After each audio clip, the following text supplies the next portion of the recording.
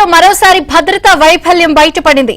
అన్యమత వ్యాఖ్యలతో ఉన్న కారు ఏడుకొండలపై ప్రత్యక్షమైంది. అలిపిరిలో తనిఖీలను దాటుకుని తిరుమలకు అన్యమత వ్యాఖ్యలతో ఉన్న కారు తిరుమలకు వెళ్లడంపై భక్తులు ఆగ్రహం వ్యక్తం చేస్తున్నారు.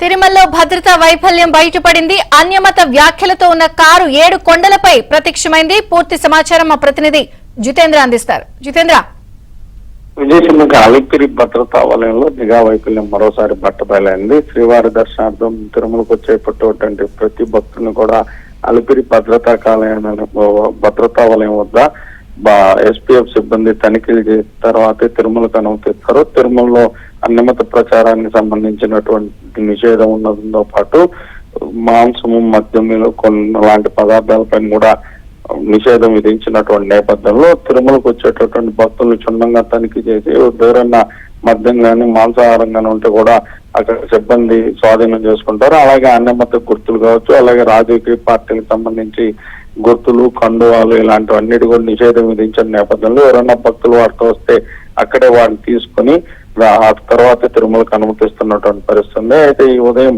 శ్రీవారి దర్శనార్థం తిరుమలకు వచ్చినటువంటి కొంత భక్త బృందం వారి కారుకి వెనకాల అన్యమతానికి సంబంధించిన వ్యాఖ్యలతో వచ్చినప్పుడు కూడా అలిపిరి భద్రతా వలయం వద్ద ఉన్నటువంటి భద్రతా సిబ్బంది నిర్లక్ష్యంగా తనిఖీలు నిర్వహించడంతో ఆ కారు అక్కడి నుంచి కూడా తిరుమలకు చేరుకున్నటువంటి పరిస్థితి. తిరుమలకు చేరుకున్నటువంటి వాహనం యథేచ్ఛగా తిరుమలలో తిరుగుతూ ఉండడం, ఆ తిరుమలలో తిరుగుతున్నటువంటి కారును చూసినటువంటి భక్తులైతే తీవ్ర ఆగ్రహం వ్యక్తం చేస్తున్నటువంటి పరిస్థితి.